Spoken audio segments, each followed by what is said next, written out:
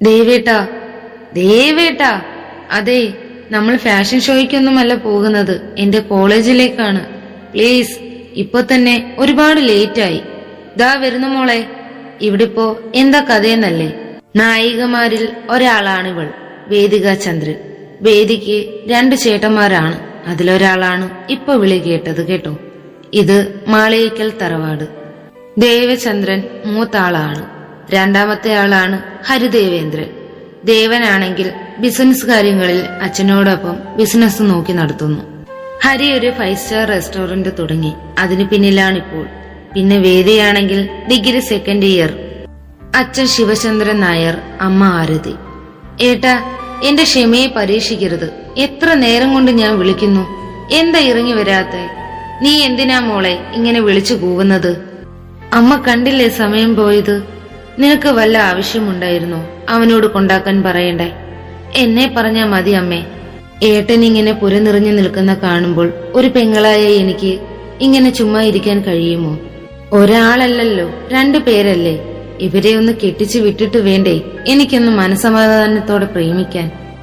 എന്നാൽ പെട്ടെന്നായിരുന്നു ഹരി അവളോട് ചെവിക്ക് പിടിച്ചത്. നീ എന്താ ഇപ്പൊ പറഞ്ഞേ? ആരെ പ്രേമിക്കുന്ന കാര്യമാ? അയ്യോ, ഞാനൊരു ഫ്ലോയ്ക്ക് അങ്ങ് പറഞ്ഞു പോയതാ. ഇനി പറയുമോ? അറിയാതെയാണെങ്കിൽ പോലും അങ്ങനെ ഒരു വാക്കിന് ഞാൻ പറയില്ല. അവൾക്ക് പ്രേമിക്കണം പോലും. വിടടാ, അവൾക്ക് വേദന എടുക്കുന്നുണ്ടാവും. വേദന എടുക്കാൻ വേണ്ടി തന്നെ അമ്മയെ ഞാൻ പിടിച്ചത്. 4 അക്ഷരം പഠിച്ച് ഒരു ജോലി ഉണ്ടാക്കാൻ നോക്കാനുള്ളതിന് പകരം അവൾക്ക് പ്രേമിക്കണം പോലും. വേദി, ഞാൻ റെഡി ആയിട്ടോ? അവർ 3 പേരും ഒരുപോലെ സ്റ്റെയർ ഇറങ്ങി വരുന്ന ദേവയെ നോക്കി. പെട്ടെന്ന് തന്നെ ഹരി വേദിയുടെ ചെവിയിൽ നിന്നും പിടിവിട്ടു. എന്റെ ചെവി പൊന്നായി. എന്താടാ രാവിലെ 2 കൂടി? താഴേക്ക് വന്ന് ദേവ അവരോടായി ചോദിച്ചു. ഒന്നുമില്ലേട്ടാ, വെറുതെ കൊച്ചേട്ടൻ ചെവിക്ക് പിടിച്ചതാ. അവൻ വെറുതെ ഒന്നും ചെയ്യില്ലെന്ന് എനിക്കറിയാലോ. നീ എന്തെങ്കിലും കുറുമ്പ് അവനോട് കാണിച്ചോ? ഞാൻ ഒരു കുറുമ്പും കാണിച്ചില്ലേട്ടാ. വാ പോകാം, ഒരുപാട് ലേറ്റായി. ഇറങ്ങുന്നതിന് മുമ്പ് 1 മിനിറ്റ് എന്റെ പൊന്നു പെങ്ങൾ ഒന്നവിടെ നിന്നേ. എന്താ ഏട്ടാ? ഇന്നിപ്പോൾ നമ്മൾ എത്രാമത്തെ കോളേജിലേക്കാണ് പോകുന്നതെന്ന് എന്റെ പെങ്ങൾക്ക് വല്ല പിടുത്തവുമുണ്ടോ? അത് പിന്നെ 4. 2 ഏട്ടന്മാരു കൂടി കൊഞ്ചിച്ചു വഷളാക്കിയതല്ലേ, അനുഭവിച്ചോ? ചന്ദ്രേട്ടൻ കൈയൊഴിഞ്ഞ കേസാണ് നിങ്ങളുടെ 3 ആളുടെയും കാര്യത്തിൽ. 3 പേരും എന്തു വന്നാലും ഒന്നിച്ചല്ലേ നിക്കത്തുള്ളൂ. അമ്മയോട് ഞാൻ കോളേജ് കൊണ്ടാക്കാനൊന്നും പറഞ്ഞില്ലല്ലോ, പിന്നെന്താ? ആ പറഞ്ഞാലും ഞാൻ വരത്തില്ല നിന്റെ കൂടെ എങ്ങോട്ടേക്കും. ഏട്ടാ, അമ്മ ഇങ്ങനെ ഓരോന്ന് പറയും, നമുക്ക് പോകാം. പിന്നെ ആ കൂളിംഗ് ഗ്ലാസ് കൂടി എടുത്തു വെച്ചോ. അമ്മേ, അച്ഛനോടൊന്ന് പറഞ്ഞേക്കണം ഞാൻ കുറച്ച് ലേറ്റ് ആകുമെന്ന്. പറയാൻ ദേവ. ദേവ, നിങ്ങൾ ബൈപ്പാസ് വഴിയാണോ പോകുന്നത്? അതേടാ, എന്തു പറ്റി? എന്റെ കാർ ഞാൻ സർവീസിന് കൊടുത്തിരിക്കുകയാണ്. അതുവഴിയാണ് പോകുന്നതെങ്കിൽ ഞാനും ഉണ്ടെന്ന് പറയുകയായിരുന്നു. എന്നാ പിന്നെ വാ കൊച്ചേട്ടാ, നമുക്ക് ഒരുമിച്ച് പോകാം. അവർ 3 പേരും വീട്ടിൽ നിന്ന് പോകുന്നത് ആരതി നോക്കി നിന്നു. ഡ്രൈവിംഗിനിടയിൽ ദേവ വേദിയോടായി പറഞ്ഞു, ഇനി ഈ കോളേജിൽ നിന്ന് നിന്നെ അവർ മാറ്റില്ല. അതെന്താ ഏട്ടാ അങ്ങനെ പറഞ്ഞത്? ഹരിക്കറിയാമായിരുന്നു ദേവ എന്തെങ്കിലും കാണാതെ അങ്ങനെ പറയില്ലെന്ന്. കാണാൻ പോകുന്ന പോരം ഞാനായിട്ട് പറഞ്ഞറിയിക്കണോ പെങ്ങളെ? ആ ത്രില്ല് അങ്ങ് പോവില്ലേ? എന്തായാലും നിനക്ക് അവിടെ അഡ്മിഷൻ റെഡിയാണ്. ബാക്കിയുള്ള വർഷം കൂടി അവിടെ അടങ്ങി നിന്നോണം, കേട്ടല്ലോ? ഓ ശരി. നിന്നെ കരോട്ട പഠിപ്പിച്ചത് വെറുതെ പയ്യന്മാരുടെ നെഞ്ചത്ത് കയറാൻ വേണ്ടിയല്ല വേദി. വെറുതെ ചൊറിയാൻ വന്നാൽ ഞാൻ എന്തു ചെയ്യും ദേവേട്ട? ഹരി വേദിയെ ഒന്ന് കൂർപ്പിച്ചു നോക്കി. എന്നിട്ട് ദേവയോടായി പറഞ്ഞു, ദേവ, കാർ ഇവിടെ നിർത്തിയാൽ മതി. ദേവ പെട്ടെന്ന് തന്നെ വണ്ടി നിർത്തി. ഏട്ടാ, പോകുന്നതിന് മുമ്പ് ഒരു ഓൾ ദ ബെസ്റ്റ് ഒക്കെ പറയാം. ഒരു വട്ടമാണെങ്കിൽ ഓക്കെ. നിന്റെ കാര്യത്തിൽ ഒരു വട്ടമല്ലല്ലോ ഞാൻ ഓൾ ദ ബെസ്റ്റ് പറഞ്ഞിട്ടുള്ളത്. അതുകൊണ്ട് പറയുന്നില്ല എന്ന് തന്നെ കരുതിയതാണ്. ഇങ്ങോട്ടേക്ക് ഓർമ്മിപ്പിച്ച സ്ഥിതിക്ക് അങ്ങനെ ഇപ്പൊ ചോദിച്ചു മേടിച്ച ഓൾ ദ ബെസ്റ്റ് എനിക്ക് വേണ്ടെങ്കിലോ? നീ തന്നെയല്ലേ എന്നോട് ചോദിച്ചത്? ദേവേട്ട, വണ്ടി എടുക്ക്. അതൊക്കെ ഭയങ്കര പാടല്ലേ മോളെ? എന്ത് ഈ വണ്ടി എടുക്കാൻ എന്നൊക്കെ പറയുന്നത്? അയ്യോ തമാശ. ഏട്ടൻ കളിക്കാതെ വണ്ടി എടുത്തേ. ഹരിയോടെ യാത്ര പറഞ്ഞ് അവർ വണ്ടി മുന്നോട്ടേക്ക് എടുത്തു. അധികം വൈകാതെ തന്നെ അവർ കോളേജിലെത്തിയിരുന്നു. വേദി കാറിൽ നിന്നിറങ്ങിയപ്പോൾ തന്നെ അവളുടെ കിളികളെല്ലാം പറഞ്ഞിരുന്നു. പിന്നെ ഒരു വിളിയായിരുന്നു, ഏട്ടാ. ഒരേട്ടനുമില്ല, ഞാൻ മടുത്തു മോളെ. ഇവിടെയെങ്കിലും നീ അടങ്ങി ഒതുങ്ങി നിൽക്കണം എന്നുള്ള ഒരു ഒറ്റ പ്രതീക്ഷയിലാണ് ഇവിടെ കൊണ്ടുവന്ന് ആക്കിയത് തന്നെ. എന്താ സംഭവം എന്നല്ലേ? വുമൻസ് കോളേജിലാണ് ഇപ്പോൾ അഡ്മിഷൻ ശരിയാക്കാൻ വന്നിരിക്കുന്നത്. വേദിയും മറ്റു 3 കോളേജിൽ നിന്നും പറഞ്ഞു വിട്ടത് കുട്ടിയുടെ മാത്രം തെറ്റല്ല, പയ്യന്മാരുടെ ഭാഗത്തുകൊണ്ട് തെറ്റ്. റാഗിങ്ങിന്റെ പേരിൽ വേദിയുടെ ശരീരത്തിൽ തൊട്ടതിനായിരുന്നു ആദ്യത്തെ ഡിസ്മിസ്. നമ്മുടെ കുട്ടി കരോട്ട കൂടി ആയതുകൊണ്ട് അവളുടെ ദേഹത്ത് തൊട്ട ചെറുക്കന്റെ മൂക്കിന്റെ പാലം തന്നെ തകർത്തു കളഞ്ഞു. അങ്ങനെയാണ് ആദ്യത്തെ കോളേജിൽ നിന്നും മാറിയത്. പിന്നെ അങ്ങനെ ഓരോ പ്രശ്നങ്ങൾ, അതൊക്കെ നമുക്ക് വഴിയേ അറിയാം. ഇതിപ്പോൾ ഇവിടെ ആയതുകൊണ്ട് ആരോട് യുദ്ധത്തിന് പോവില്ലെന്ന് പ്രതീക്ഷിക്കാൻ ദേവിക്ക്. ഏട്ടാ, ഇതൊരുമാതിരി കൊലച്ചതിയായി പോയി. ഇവിടെ തന്നെ നിനക്ക് അഡ്മിഷൻ ശരിയായത് നീ നന്നായിട്ട് പഠിക്കുന്ന ഒരു കുട്ടി ആയതുകൊണ്ട് മാത്രമാണ്. ഏട്ടാ, വാ വേദി കളിക്കാതെ, എനിക്ക് ഓഫീസിൽ പോകാനുള്ളതാ. വേദി പിന്നെ ഒന്നും മിണ്ടാതെ ദേവയോടൊപ്പം പോയി. മിണ്ടിയിട്ടും പ്രയോജനമൊന്നുമില്ലെന്ന് അവൾക്ക് മനസ്സിലായി. അഡ്മിഷൻ ശരിയാക്കി പിന്നീട് ഒട്ടും തന്നെ സമയം കളയാതെ ദേവ അവിടെ നിന്ന് നേരെ ഓഫീസിലേക്ക് പോയി. ഇപ്പം നിങ്ങൾക്ക് ഏകദേശം ഇവരുടെ 3 പേരുടെ സ്വഭാവം മനസ്സിലായി കാണുമെന്ന് പ്രതീക്ഷിക്കുന്നു. ദേവ ഇപ്പൊ കണ്ട മനുഷ്യനെ അല്ല ഓഫീസിൽ, ഗർജിക്കുന്ന സിംഹം എന്നൊക്കെ വേണമെങ്കിൽ പറയാം. അത്രയ്ക്ക് ചൂടനാണ്. പിന്നെ നമ്മുടെ ഹരി ആളൊരു പാവമാണ് കേട്ടോ. വേദിയുടെ കാര്യം പിന്നെ പറയുകയേ വേണ്ട. ഇപ്പൊ തന്നെ ആളുടെ ഒരു സ്വഭാവം നിങ്ങൾക്ക് മനസ്സിലായി കാണുമല്ലോ. ചെറുതായിട്ട് ചേട്ടന്മാര് കൊഞ്ചിച്ചു വഷളാക്കി വെച്ചിരിക്കുകയാണെന്ന് മാത്രം. ദേവ പെട്ടെന്ന് തന്നെ ഓഫീസിൽ വന്നു. ലിഫ്റ്റിൽ കയറി ഇറങ്ങിയ സമയത്തായിരുന്നു അവന്റെ പിന്നിൽ കൂടി ഒരു പെൺകുട്ടി ഓടി MDയുടെ ക്യാബിലേക്ക് പോകാനായി പോയതും. ആ പെൺകുട്ടിയും ദേവയും ദാ കിടക്കുന്നു നിലത്തേക്ക്. ദേവ പെൺകുട്ടിയുടെ മേലെയായിട്ടാണ് വന്ന് വീണത്. അവൻ ആ കുട്ടിയെ ഒന്ന് ശ്രദ്ധിച്ചു. പിടയ്ക്കുന്ന മാൻപേട കണ്ണുകൾ, വിറകൊള്ളുന്ന അതിരങ്ങൾക്ക് നല്ല ഓറഞ്ചിന്റെ നിറമായിരുന്നു. എന്നാൽ പെട്ടെന്നാണ് അവന് ബോധം വന്നതുപോലെ അവളെ ഒന്ന് നോക്കി. അവളാണെങ്കിൽ അവനെ തള്ളി മാറ്റാനുള്ള ശ്രമത്തിലാണ്. എവിടെ ഉടുമ്പ് പിടിച്ചിരിക്കുന്ന പോലെയല്ലേ അവളെ ഞെരുക്കി വെച്ചിരിക്കുന്നത്.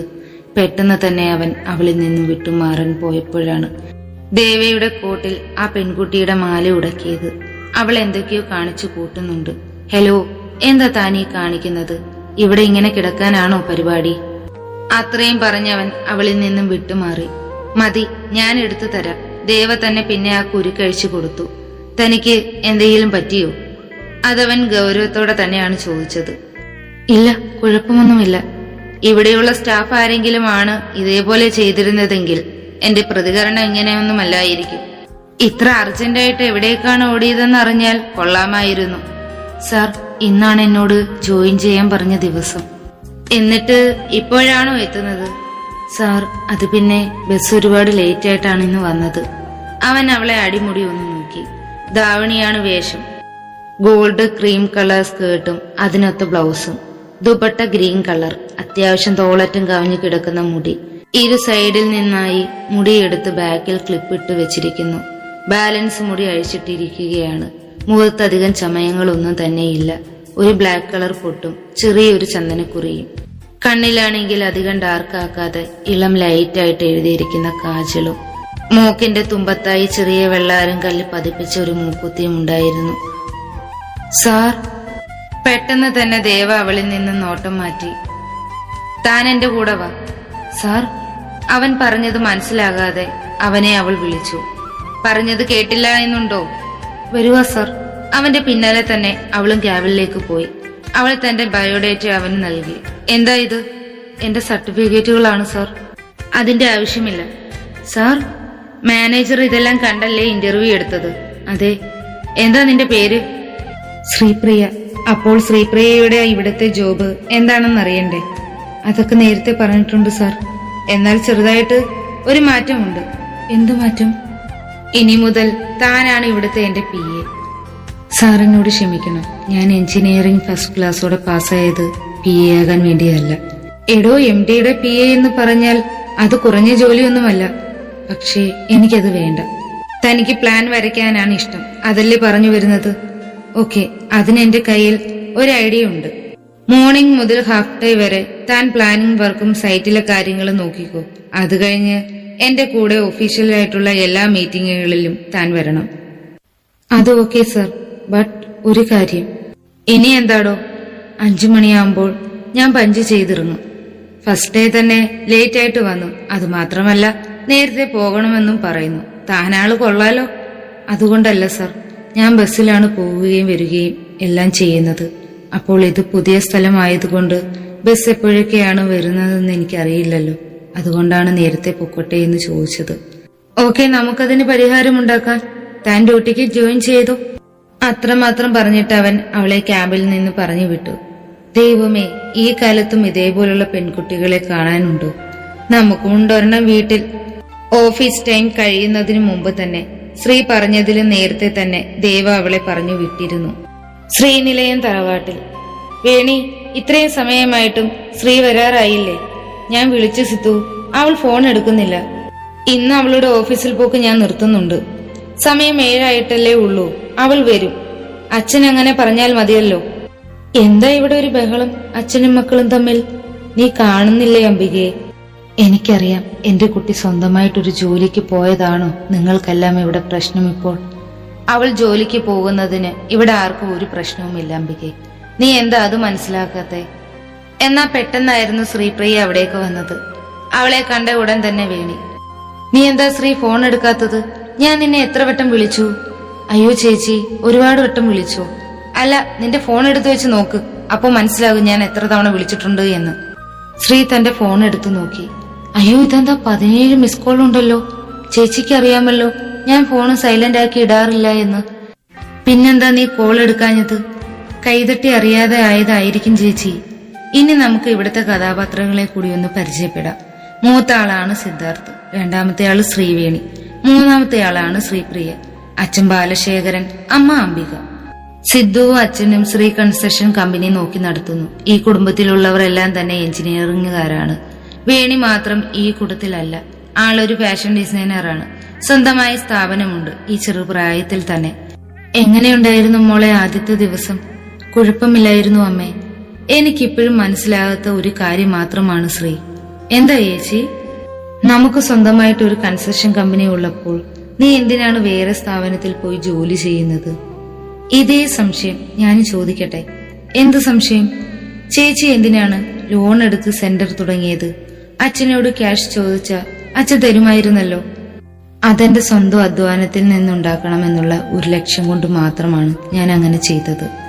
ഇപ്പോൾ കുറച്ചു മുന്നേ ചേച്ചി എന്നോട് ചോദിച്ച ചോദ്യത്തിന് ചേച്ചിക്ക് ഉത്തരം കിട്ടിക്കാണുമെന്ന് ഞാനും പ്രതീക്ഷിക്കുന്നു. നീ മറ്റൊരു സ്ഥാപനത്തിൽ പോയി കഷ്ടപ്പെടുന്നത് കാണാൻ അച്ഛന് കഴിയില്ല മോളെ. സാരമില്ല അച്ഛ, അവൾക്ക് ആഗ്രഹം അതാണെങ്കിൽ അവൾ അത് പോയി ചെയ്തോട്ടെ. എന്തായാലും അവൾ ലോണൊന്നും എടുത്തില്ലല്ലോ. എടാ സിദ്ധു, നീ ചുമ്മാ എന്നെ ചൊറിയാൻ വരല്ലേ. എന്താടി നീ എന്നെ വിളിച്ചത്? നിന്റെ സ്വഭാവത്തിനാടാ നിന്നെ എടാന്നും പോടാന്നും എന്നൊക്കെ ഞാൻ വിളിക്കുന്നത്. മതി രണ്ടും. തമ്മിൽ കണ്ടു കഴിഞ്ഞാൽ കീരിയും പാമ്പും. സിദ്ധുവും വേണിയും തമ്മിൽ കണ്ടു കഴിഞ്ഞാൽ അടിയ. മറിച്ച് ശ്രീപ്രിയ സമാധാനത്തിന്റെ വെള്ളരിപ്രാവാണ്. ഒരു ഉറുമ്പിനെ പോലും നോവിക്കാത്ത കുട്ടി. സിദ്ധു അവളെ ഒന്ന് നോക്കിയിട്ട് ആ നോട്ടം മനസ്സിലായ വേണി, എന്താടാ നോക്കി പേടിപ്പിക്കുന്നത്? ഡീ നിന്നെ ഇന്ന് ഞാൻ. അത്രയും പറഞ്ഞ് സിദ്ധു അവളെ ഓടിച്ചു. ഇതെല്ലാം തന്നെ മറ്റു 3 പേരും നോക്കി നിന്നു. മോള് വന്നതല്ലേ ഉള്ളൂ, പോയി ഫ്രഷ് ആയിട്ട് വാ. ശരി അമ്മേ. അത്രയും പറഞ്ഞ് ശ്രീ അകത്തേക്ക് പോയി.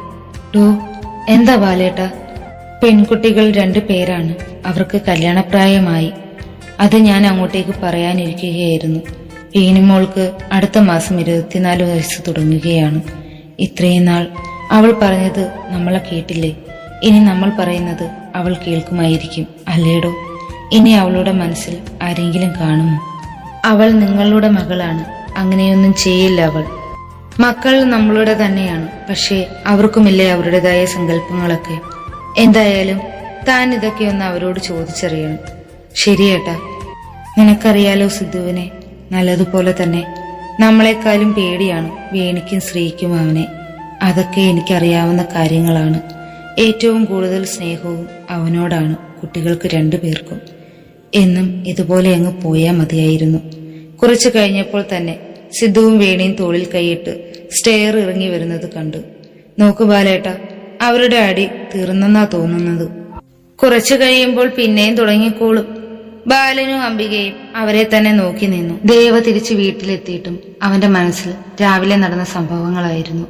താൻ കോളേജിൽ പഠിക്കുന്ന സമയത്ത് പോലും ഒരു പെൺകുട്ടികളോടും തോന്നാത്തൊരു തരം ഫീലായിരുന്നു ദേവയ്ക്ക് ശ്രീയോട് തോന്നിയത്. ദേവ കണ്ണാടിയുടെ മുമ്പിൽ വന്നു നിന്ന് മുഖമൊക്കെ ഒന്ന് നോക്കി. മീശ ചെറുതായി ഒന്ന് പിരിച്ചു വെച്ച്. അത് കണ്ടുകൊണ്ടാണ് ഹരി അവിടേക്ക് ചെല്ലുന്നത്. എന്താണ് ബ്രദറെ പതിവില്ലാതെ കണ്ണാടിയൊക്കെ നോക്കുന്നത്? അതും വേഷം കൂടി മാറിയില്ലല്ലോ വന്നിട്ട്. ഡാ ഹരി. ദേവ തിരിഞ്ഞുകൊണ്ട് ഹരിയെ വിളിച്ചതും. ഞാൻ നിന്റെ മുമ്പിൽ തന്നെയല്ലേ നിൽക്കുന്നത്? അതിനിപ്പോ എന്താ? പിന്നെ എന്തിനാ നീ കിടന്ന് വിളിക്കുന്നത്? കാര്യം പറഞ്ഞാൽ പോരെ? ഓ അങ്ങനെ. അത് പിന്നെ എന്താ ദേവ, നീ കാര്യം പറ. എനിക്ക് കല്യാണപ്രായം ആയോ എന്നൊരു സംശയം. അതെന്താ നിനക്ക് പെട്ടെന്ന് അങ്ങനെ ഒരു തോന്നൽ? വെറുതെ ചോദിച്ചെന്നേ ഉള്ളു ഹരി. ഹരി പെട്ടെന്ന് തന്നെ ദേവയുടെ അടുത്ത് ചെന്നു. നിന്റെ നോട്ടം കണ്ടപ്പോഴേ എനിക്ക് സംശയം തോന്നിയതാ. എന്താടാ കാര്യം? ദേവയും ഹരിയും ചേട്ടനനിയന്മാർ എന്നതിലുപരി നല്ല ഫ്രണ്ട്സായിട്ടാണ് അവർ മുന്നോട്ടേക്ക് പോകുന്നത്. അതുകൊണ്ട് തന്നെ ഒരു ചെറിയ കാര്യമാണെങ്കിൽ കൂടി രണ്ടുപേരും പരസ്പരം അങ്ങോട്ടും ഇങ്ങോട്ടും പറയും. അതുകൊണ്ട് തന്നെ രണ്ടുപേർക്കും രഹസ്യങ്ങൾ സൂക്ഷിക്കാൻ അറിയില്ല. എടാ, ഇന്ന് നമ്മുടെ ഓഫീസിൽ ഒരു പെൺകുട്ടി ജോയിൻ ചെയ്തു. എന്നിട്ട്? ഹരി ആകാംക്ഷയോട് ചോദിച്ചു. എന്നാൽ പെട്ടെന്നായിരുന്നു ദേവയുടെ പുറത്ത് പിള്ള കൊണ്ട് എറിഞ്ഞത് വേദി. ഹരിയും ദേവയും ഒരുപോലെ തന്നെ വേദിയോട് ചോദിച്ചു, എന്താടി? എന്നെ ആ നരകത്തിൽ കൊണ്ടുവന്നാക്കിയിട്ട് ഒരൊറ്റ പോക്കങ്ങ് പോയതല്ലേ. ഞാൻ ചത്തോ ജീവിച്ചോ എന്നുപോലും ഏട്ടൻ അറിയണ്ടല്ലോ. അതിനിപ്പോ എന്താ മോളെ ഉണ്ടായത്? ദേവ ഗൗരവത്തോടെ തന്നെ അവളോട് ചോദിച്ചു. എന്താ ഉണ്ടായതെന്നോ? ഏട്ടാ, അവിടെ എനിക്ക് ഭയങ്കര ബോറാണ്. നിന്റെ വിളച്ചിലൊന്നും അവിടെ എടുക്കാൻ പറ്റുന്നില്ല അല്ലേ? ഹരിയാണത് പറഞ്ഞത്. ഒരു 2 വർഷം കൂടിയല്ലേ ഉള്ളൂ, നീ അവിടെ തന്നെ പഠിക്ക്. ദേവ അവളുടെ അടുത്തേക്ക് വന്നുകൊണ്ടായി പറഞ്ഞു. ഇനി വേറെ അഡ്മിഷൻ ശരിയാക്കി തരില്ല എന്ന് പറഞ്ഞതുകൊണ്ട് മാത്രം ഞാൻ ഏട്ടന് വേണ്ടി അവിടെ പഠിക്കാൻ തീരുമാനിച്ചു. എനിക്ക് വേണ്ടിയെങ്കിലും നീ അവിടെ പഠിക്കാമെന്ന് സമ്മതിച്ചല്ലോ, അത് തന്നെ വലിയ ഭാഗ്യം. ദേവ പറഞ്ഞു കഴിഞ്ഞതും വേദി അവന്റെ വയറിനിട്ടൊരിടി കൊടുത്തിരുന്നു. നോവുന്നടി മോളെ. പെട്ടെന്ന് തന്നെ വേദി ഇടി നിർത്തി. ചേട്ടന്മാർ രണ്ടും കൂടി കാര്യമായിട്ട് എന്തോ സംസാരിച്ചുകൊണ്ടിരുന്നതാണെന്ന് തോന്നുന്നല്ലോ. അതിന് നീ പറയാൻ സമ്മതിച്ചില്ലല്ലോ, ഹരി അവളോടായി പറഞ്ഞു. ഇപ്പോൾ ഞാനും കൂടി വന്നില്ലേ, എന്താന്ന് വെച്ചാൽ കാര്യം പറഞ്ഞോളൂ, ഞാൻ കേൾക്കാൻ റെഡിയാണ്. ഇന്ന് നമ്മുടെ ഓഫീസിൽ പുതിയതായി ഒരു കുട്ടി ജോയിൻ ചെയ്തു. ദേവ പറഞ്ഞു കഴിഞ്ഞതും ഹരിയും വേദിയും മുഖത്തോട് മുഖം നോക്കി ചിരിക്കാൻ തുടങ്ങി. നിങ്ങളിപ്പോൾ എന്തിനാണ് ചിരിക്കുന്നത്? ഞങ്ങളെ സംബന്ധിച്ച് ഇതൊരു കോമഡിയാണ് ഏട്ടാ. എന്ത് കോമഡി? പെട്ടെന്ന് എനിക്കും വേദിക്ക് ഓർമ്മ വന്നത് നിന്നെ പെണ്ണ് കാണാൻ കൊണ്ടുപോയതാണ്. അതിലിപ്പോൾ എന്ത് കോമഡിയാണുള്ളത്? എടാ, നീ പെട്ടെന്ന് മറക്കുമായിരിക്കും, പക്ഷേ ഞങ്ങൾക്കത് മറക്കാൻ കഴിയുമോ? പെണ്ണിനെ കണ്ടിട്ട് നീ ഒരു ഓട്ടം ഓടിയല്ലോ, ആ ഓട്ടമാണ് ഞങ്ങളുടെ മനസ്സിൽ ഇപ്പോഴും. അന്നേട്ടൻ പറഞ്ഞത് എന്താ, ഇനി എനിക്ക് കല്യാണവും വേണ്ട, ഒരു മാങ്ങാത്തുലിയും വേണ്ട എന്നൊക്കെ വലിയ ഡയലോഗ് വിട്ട ആളല്ലേ. അത് പിന്നെ മാനസിക രോഗമുള്ള ഒരു പെണ്ണിനെ കൊണ്ട് കെട്ടിക്കാൻ നോക്കിക്കഴിഞ്ഞാൽ ആരായാലും ജീവനും കൊണ്ട് ഓടി രക്ഷപ്പെടാനല്ലേ നോക്കൂ. ഇതെല്ലാവരും കൂടി എനിക്ക് അറിഞ്ഞുകൊണ്ട് തന്ന പണിയാണോ എന്ന് പോലും എനിക്ക് സംശയമായിരുന്നു അന്ന്. ദേവ, അത് പിന്നെ അമ്മയ്ക്ക് അറിയില്ലായിരുന്നല്ലോ. അമ്മയുടെ ബെസ്റ്റ് ഫ്രണ്ടിന്റെ മോളായതുകൊണ്ടല്ലേ നമ്മൾ ആരോടും ഒന്നും പറയാതെ ഡയറക്റ്റായിട്ട് തന്നെ പെണ്ണിനെ പോയി കണ്ടത്. അത് അങ്ങനെ ഒരു കുരിശാകുമെന്ന് നമ്മൾ ആരും പ്രതീക്ഷിച്ചതുമില്ലല്ലോ. എന്തായാലും അത് കഴിഞ്ഞില്ലേ, ഇനി നമുക്ക് ഏട്ടന് എങ്ങനെ ആ കുട്ടിയെ കെട്ടിച്ചു കൊടുക്കാം എന്നതിനെ കുറിച്ച് ചിന്തിക്ക്. അതിന് ഇവനെന്താടി വല്ല മാറാരോഗവുമുണ്ടോ? ഉണ്ടല്ലോ, മുൻകോപം, ദേഷ്യം. എന്നോട് തന്നെ എത്ര വട്ടം ചൂടായിരിക്കുന്നു ഏട്ടൻ, കാര്യം പോലും അറിയാതെ. സത്യം എന്താണെന്ന് അറിഞ്ഞു കഴിയുമ്പോൾ അല്ല ഏട്ടൻ തണുക്കുന്നത് തന്നെ. അത് ഞാനും ചിന്തിച്ചില്ല വേദി, നീ എന്തായാലും ഓർമ്മിപ്പിച്ചത് നന്നായി. അപ്പോ നിങ്ങൾ രണ്ടും പറഞ്ഞു വരുന്നത് ഞാനൊരു ചൂടനാണെന്നാണോ? അതിലൊരു ഡൗട്ടും ഇല്ല, നീ ഒരു ചൂടൻ തന്നെയാണ്. നീ പറഞ്ഞത് വെച്ച് നോക്കുകയാണെങ്കിൽ ആ കുട്ടി ഒരു പാവമാകാനാണ് സാധ്യത. ആടാ, പാവമാണവൾ. ചേട്ടന്മാരെ, ഒറ്റ നോട്ടത്തിൽ ഒരു പെൺകുട്ടിയുടെ സ്വഭാവം നമുക്ക് മനസ്സിലാക്കാൻ കഴിയില്ല. എന്തായാലും ആ കുട്ടി ജോയിൻ ചെയ്തിട്ടല്ലേ ഉള്ളൂ, കുറച്ചു ദിവസം കഴിയട്ടെ, അപ്പോൾ ഏട്ടന് തന്നെ സ്വഭാവം മനസ്സിലാക്കാൻ കഴിയുമല്ലോ ആ കുട്ടിയുടെ എന്താണെന്ന്. വേദി പറഞ്ഞതുപോലെ 2 ദിവസം കഴിയട്ടെ, എന്നിട്ട് പറയാലോ. എന്തായാലും എന്റെ ബ്രദറിനെ വളച്ചെടുത്ത കുപ്പിയിലാക്കിയ ആ കുട്ടിയെ എനിക്കൊന്ന് കാണണം. കുട്ടിയല്ല ഏട്ടാ, ഏട്ടത്തി. അതെന്തായാലും ഞാനും കൂടി ഒന്ന് കണ്ടിട്ട് തീരുമാനിക്കാം, ഏട്ടത്തി ആക്കണോ വേണ്ടായോ എന്നൊക്കെ. അല്ലേടാ ദേവ? ഹരി ദേവയെ ആക്കിക്കൊണ്ട് പറഞ്ഞു. അത് മനസ്സിലാക്കിയ പോലെ ദേവ ഹരിയെ ഒന്ന് നോക്കി. എടാ, എനിക്കറിയാം നീ ഇത് തന്നെ പറയുമെന്ന്. എടാ, അന്ന് അവളോട് ഞാൻ അങ്ങനെ പറഞ്ഞതുകൊണ്ടാണ് നീ ഇപ്പോൾ ഇങ്ങനെയൊക്കെ സംസാരിക്കുന്നത്. ഹരി, ഞാനൊരു തമാശ പറഞ്ഞതല്ലേ. അവൾ ഫ്രോഡാണെന്ന് അറിഞ്ഞപ്പോൾ തന്നെ ഞാൻ തന്നെ അവളെ വേണ്ടാന്ന് വെച്ചതല്ലേ. മതി രണ്ടും കൂടി. ഇനി അടി ഉണ്ടാക്കാനാണോ? അതിന് നീ അല്ല ഞങ്ങൾ, തൊട്ടതിനും പിടിച്ചതിനും എല്ലാം അടി ഉണ്ടാക്കാൻ. ഹരി വേദിയുടെ തലയിൽ മുട്ടിക്കൊണ്ടായി പറഞ്ഞു. എന്റെ തല പോയടാ ചേട്ടാ. എടി നിന്നെ ഇന്ന് ഞാൻ ഹരി വേദിയെ അടിക്കാൻ കൈയൂങ്ങിയതും. എന്താ ഏട്ടാ, ഏട്ടന്റെ മനസ്സിലും ആരെങ്കിലും ഉണ്ടോ? ഇതുവരെ അങ്ങനെ ആരുമില്ല. ഇനി ഉണ്ടാകാൻ സാധ്യത വല്ലതുമുണ്ടോ? അങ്ങനെ ആരെങ്കിലും വന്നാൽ ഒരു കൈ നോക്കിക്കളയാം. അയ്യടാ എന്തടി? കൊച്ചേട്ടന്റെ പെണ്ണിനെ എനിക്ക് കൂടി കണ്ടിഷ്ടപ്പെടണം. കഴിഞ്ഞ പ്രാവശ്യത്തെ പോലെ ആകരുതല്ലോ. വേദിക്കറിയാമായിരുന്നു അങ്ങനെ എന്തെങ്കിലും പറഞ്ഞാൽ അവളെ അവൻ തല്ലുമെന്ന്. അതുകൊണ്ട് തന്നെ അവൾ അത് പറഞ്ഞുകൊണ്ട് അവിടെ നിന്നോടി. അവളുടെ പുറകെ തന്നെ ഹരിയും പോയിരുന്നു. അവന്റെ എക്സിന്റെ കാര്യം കേൾക്കുന്നത് പോലും അവനിഷ്ടമല്ല. കാരണം എന്തെന്നല്ലേ, ഹരി കോളേജിൽ പഠിക്കുന്ന സമയത്ത് ഒരു പെൺകുട്ടി ഇങ്ങോട്ടേക്ക് തന്നെ അവനെ ഇഷ്ടമാണെന്ന് പറഞ്ഞു വന്നിരുന്നു. അവനോട് ഒരു പെൺകുട്ടി ആദ്യമായിട്ടാണ് ഇങ്ങോട്ടേക്ക് ഇഷ്ടമാണെന്ന് പറയുന്നത്. അതുകൊണ്ട് തന്നെ അവനും ആ പെൺകുട്ടിയായിട്ട് പെട്ടെന്ന് തന്നെ അടുപ്പത്തിലാവുകയും ചെയ്തു. ദേവയോട് അവൻ ആ കുട്ടിയുടെ ഫോട്ടോ കാണിച്ചപ്പോൾ അവളെ 1-2 സ്ഥലത്ത് വെച്ച് മറ്റു ബോയ്സുമായിട്ട് കണ്ടിട്ടുണ്ടെന്നും ദേവ ഹരിയോട് പറഞ്ഞു. അങ്ങനെ അതോടുകൂടി ആ റിലേഷൻഷിപ്പ് അവിടെ കട്ടാവുകയും ചെയ്തു. പിന്നീട് അങ്ങോട്ട് ഒരു പെൺകുട്ടികളെ പോലും അവൻ ശ്രദ്ധിക്കാൻ പോയിട്ടില്ല. ഇങ്ങോട്ടേക്ക് ആരെങ്കിലും ഇഷ്ടമാണെന്ന് പറഞ്ഞു വരികയാണെങ്കിൽ നല്ല പച്ച തെറി വിളിച്ചവൻ തിരിച്ചു വിടുകയും ചെയ്യും. ചൂടുവെള്ളം ദേഹത്ത് വീണ പൂച്ച പിന്നെ പച്ചവെള്ളം കണ്ടാലും ആ പരിസരത്തേക്ക് പോകാറില്ലല്ലോ. അതുപോലെയാണ് നമ്മുടെ ഹരിയും. വേദിയെന്ന് പറഞ്ഞാൽ അവൻ ചാകും. അത്രക്കിഷ്ടമാണ് അവന്റെ പെങ്ങളെ അവന്. അതുകൊണ്ട് തന്നെ അവന്റെ റെസ്റ്റോറന്റിന് അവളുടെ പേര് തന്നെയാണ് വെച്ചിരിക്കുന്നത്. വേണി, വേണി, എടി വേണി, എന്തിനാടാ നീ ഇത്ര രാവിലെ കിടന്ന് വിളിച്ചു കൂവുന്നത്? ഞാൻ ഇവിടെ തന്നെ ഉണ്ടല്ലോ. നീ ഇങ്ങ് വന്നേ. നീ എന്താണെന്ന് കാര്യം പറ, എന്നിട്ട് ഞാൻ അങ്ങോട്ടേക്ക് വരണോ വേണ്ടയോ എന്ന് ആലോചിക്കാം. ശ്രീനിലയത്തിന് ഫസ്റ്റ് ഫ്ലോറിൽ സ്റ്റെയറിന് വലതേ സൈഡിലായിട്ടാണ് സിദ്ധുവിന്റെ റൂം. വേണിക്കും ശ്രീക്കും സെപ്പറേറ്റ് റൂം ഉണ്ടെങ്കിലും രണ്ടുപേരും ഒന്നിച്ചാണ് കിടക്കാറുള്ളത്. സ്റ്റെയർ കയറി 15 അടി മാറി ഇടത്ത് സൈഡിലായിട്ടാണ് ശ്രീയുടെയും വേണിയുടെ റൂമുകൾ. ഇപ്പോൾ രാവിലെ ഈ ഒച്ചപ്പാടോടുകൂടി വിളിക്കുന്നത് എന്തിനാണെന്നല്ലേ?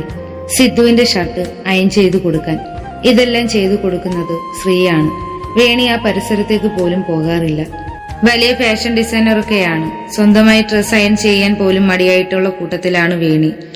അവൾ ആർക്കെങ്കിലും അയൺ ചെയ്തു കൊടുക്കുമെന്ന് തോന്നുന്നുണ്ടോ നിങ്ങൾക്ക്?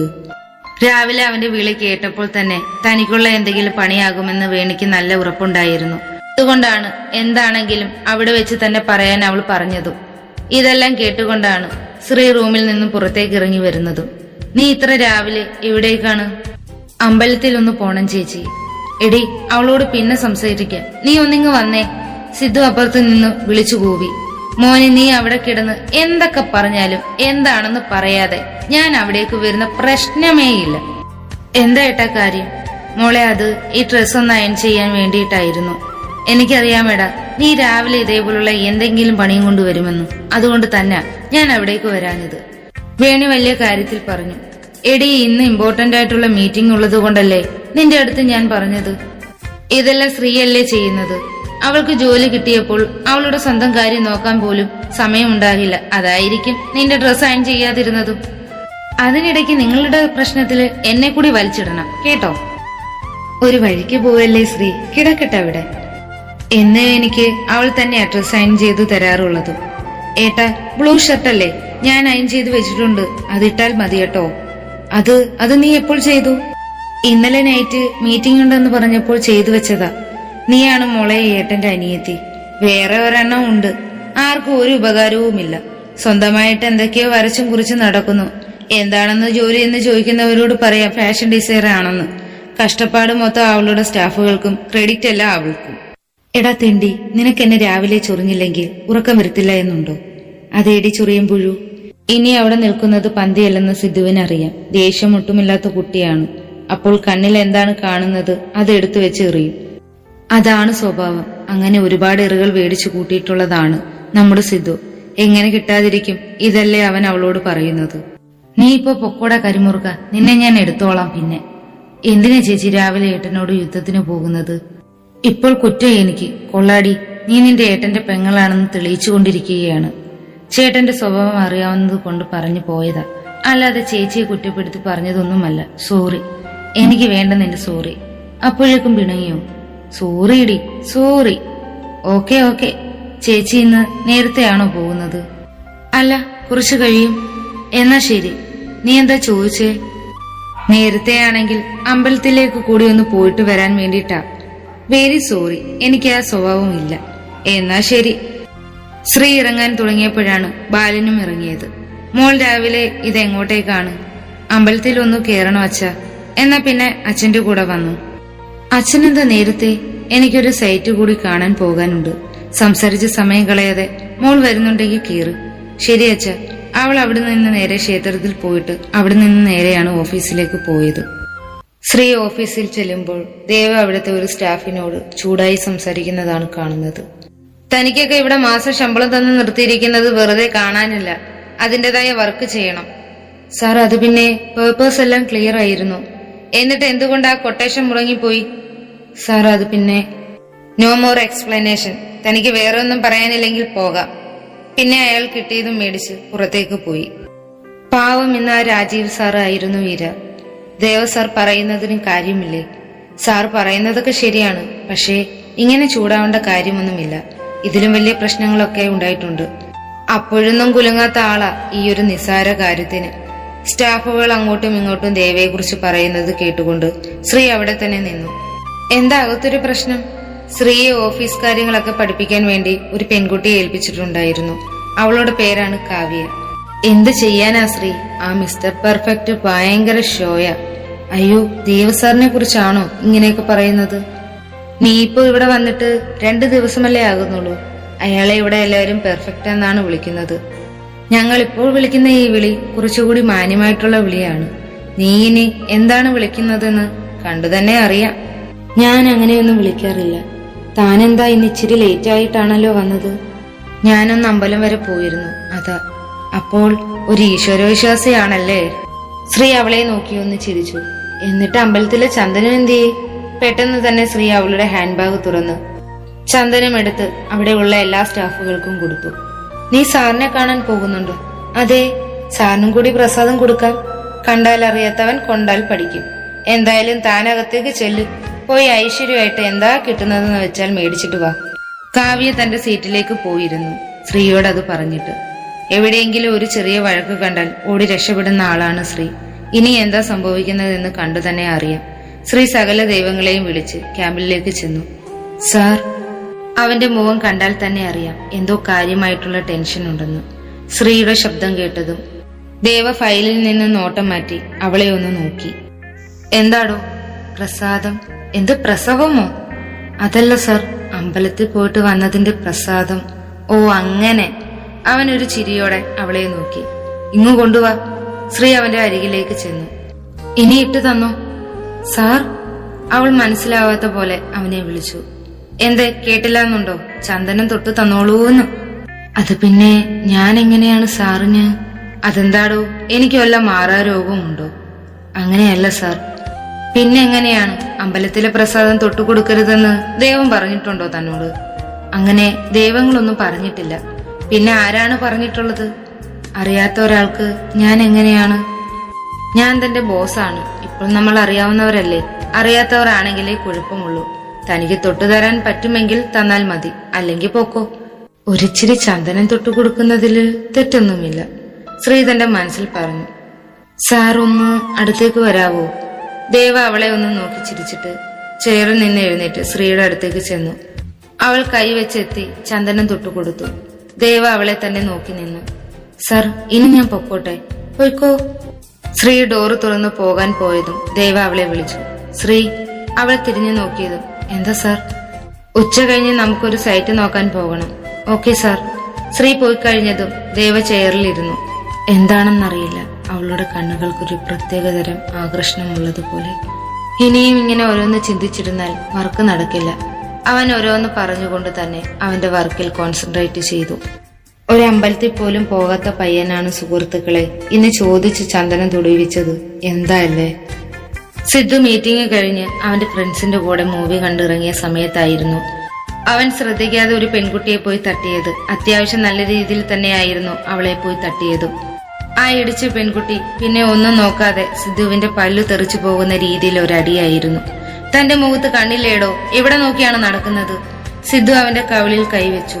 കുറെ അവന്മാർ ഇറങ്ങിയിട്ടുണ്ട്, മാന്യന്മാരുടെ വേഷവും ധരിച്ച്, കാണാൻ കൊള്ളാവുന്ന പെൺപിള്ളേരെ മുട്ടി ഉരുമാൻ. വേദി അവളുടെ കൈ അവന് നേരെ ചൂണ്ടിക്കൊണ്ട് സംസാരിച്ചു. എന്നാൽ പെട്ടെന്ന് തന്നെ സിദ്ധു അവളുടെ കയ്യിൽ കയറി പിടിച്ചു. അവൾ ഒട്ടും പ്രതീക്ഷിച്ചില്ല അവനിൽ നിന്നും അങ്ങനെ ഒരു നീക്കം. ചുറ്റിനുമുള്ള ആൾക്കാർ അവരെ ശ്രദ്ധിക്കുന്നുണ്ട്. താൻ എന്ത് വൃത്തികേടായി കാണിക്കുന്നത്? എന്റെ കയ്യിൽ നിന്ന് പിടിവിട്ടെ.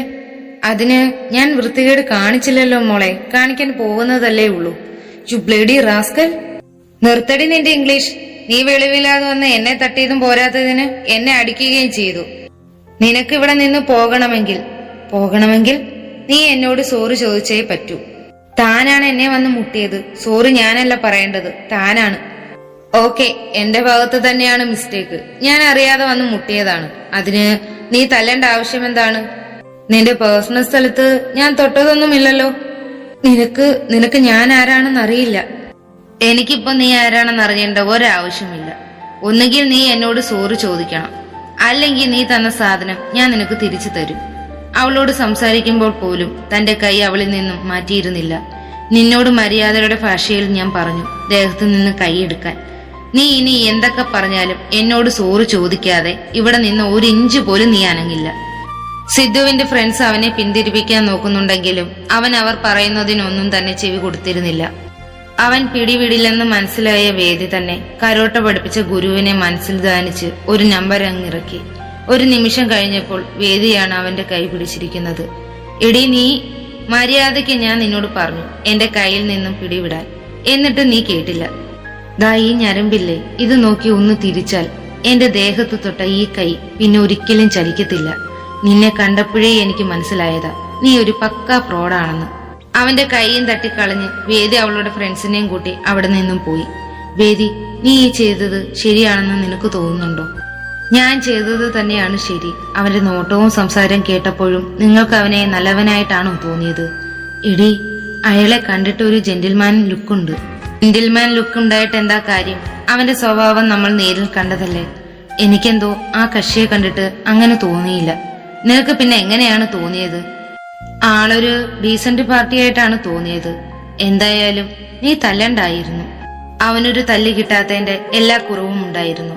ഇനി ഏതെങ്കിലും പെൺകുട്ടികളെ ചെന്ന് തട്ടുമ്പോൾ അവന്റെ മനസ്സിൽ ഞാൻ അടിച്ച അടി ഉണ്ടാവണം. അതിനു വേണ്ടിയിട്ടാണ് ഞാൻ അങ്ങനെ ചെയ്തത്. എന്തായാലും നിന്നെ ആര് കിട്ടിയാലും ഞാൻ അയാൾക്കൊരു സല്യൂട്ട് കൊടുക്കും. എന്തിനടി? നിന്നെ ജീവിതകാലം മൊത്തത്തിൽ നോക്കുന്നതിന്. ഡി മതി. വേദി തന്റെ ഫോണിലേക്കൊന്ന് നോക്കി. എടാ, സമയം ഒരുപാടായി, ഞാൻ ഇറങ്ങുകയാണ്. കുറച്ചും കൂടി കഴിഞ്ഞിട്ട് പോകാടി. വല്യേട്ടൻ വരാൻ സമയമായി. ഇനി ഒരുപാട് താമസിച്ചു കഴിഞ്ഞാൽ ശരിയാകില്ല. വേദി തന്റെ ഫ്രണ്ട്സിനോട് യാത്ര പറഞ്ഞിട്ട് വീട്ടിലേക്ക് തന്നെ പോയി. ആളിക്കത്തുന്ന പകയോടെ സിദ്ധുവിന്റെ മനസ്സ് വലയടിക്കാൻ തുടങ്ങി. എന്ത് ധൈര്യമുണ്ടെങ്കിൽ അവൾ എന്നെ അത്രയും പേരുടെ മുമ്പിൽ വെച്ച് തല്ലിയത്. എടാ, നീ അത് വിട്ടേ. എന്ത് വിടാൻ? അത്രയും പേരുടെ മുമ്പിൽ വെച്ചല്ലേ അരുണെ അവളെന്നെ തല്ലിയത്. നിനക്കില്ലേ 2 പെങ്ങന്മാരും? അവരോട് ആരെങ്കിലും ഇങ്ങനെയൊക്കെ പെരുമാറുകയാണെങ്കിൽ നീ കൈയും കെട്ടി വെറുതെ ഇരിക്കുന്നു. എടാ, ഞാൻ അത് അറിഞ്ഞുകൊണ്ടൊന്നും ചെയ്തതല്ലോ. നീ അതൊക്കെ വിട്. സിദ്ധുവിനെ അരുൺ കാര്യങ്ങൾ പറഞ്ഞു മനസ്സിലാക്കി.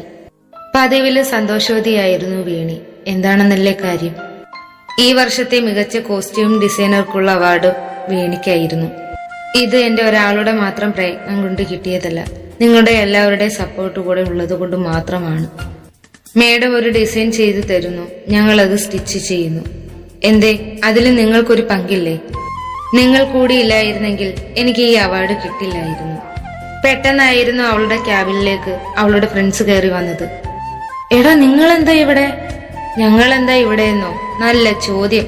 നിനക്ക് അവാർഡ് കിട്ടിയത് സെലിബ്രേഷൻ ചെയ്യാൻ വന്ന ഞങ്ങളോട് തന്നെ ഇങ്ങനെയൊക്കെ നീ ചോദിക്കണം. എടാ, സെലിബ്രേഷനൊക്കെ വീട്ടിൽ ആലോചിച്ചിട്ട് ചെയ്യാം. പോരാ മോളെ, പോരാ.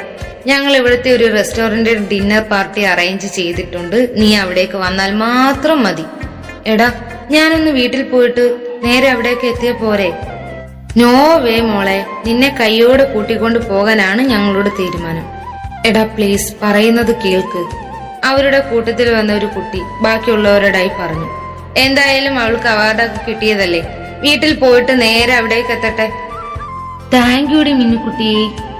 നിന്റെ താങ്ക് യു ഒന്നും എനിക്ക് വേണ്ട. പറഞ്ഞ സമയത്തിനകത്ത് അവിടെ എത്തിയില്ലെങ്കിൽ നീ ഞങ്ങളുടെ മറ്റൊരു മുഖം കാണേണ്ടി വരും. അത്രയും പറഞ്ഞിട്ട് മിന്നും ഫ്രണ്ട്സും അവിടെ നിന്നും പോയി. വേണിയുടെ ലൈഫിൽ എന്തൊരു കാര്യം വന്നാലും ഇവർ അറിയാതിരിക്കില്ല. ഈ ഗ്യാങ്ങുകാർക്ക് ഒരു പ്രത്യേകതയുണ്ട്. അതെന്താണെന്നല്ലേ? തേപ്പ് കിട്ടിയാൽ പാർട്ടി, ലവ് സക്സസ് ആയാൽ പാർട്ടി, അതിന് പാർട്ടി, ഇതിന് പാർട്ടി, ആരോടെങ്കിലും അടിയുണ്ടാക്കിയ അതിനും പാർട്ടി. അങ്ങനെ മൊത്തത്തിൽ പറയുകയാണെങ്കിൽ ഒരു ചെറിയ വിഷയം വന്നാൽ പോലും കയ്യിൽ നിന്നും കാശ് പൊടിയും എന്ന് സാരം. തുടരും. ഒരുപാട് ലേറ്റ് ആയെന്നറിയാൻ സ്റ്റോറി പോസ്റ്റ് ചെയ്യാൻ ഞാൻ ഹോസ്പിറ്റലിൽ തിരക്കിൽ പെട്ടുപോയി. അതാണ്. അപ്പൊ നാളെ തൊട്ട് മാക്സിമം നേരത്തെ തന്നെ സ്റ്റോറി പോസ്റ്റ് ചെയ്യാൻ ശ്രമിക്കുന്നതായിരിക്കും. അപ്പൊ നിങ്ങൾക്ക് ഈ ഒരു സ്റ്റോറി ഇഷ്ടപ്പെട്ടു കഴിഞ്ഞാൽ like, comment, share and subscribe ചെയ്യാൻ മറക്കരുത് കേട്ടോ.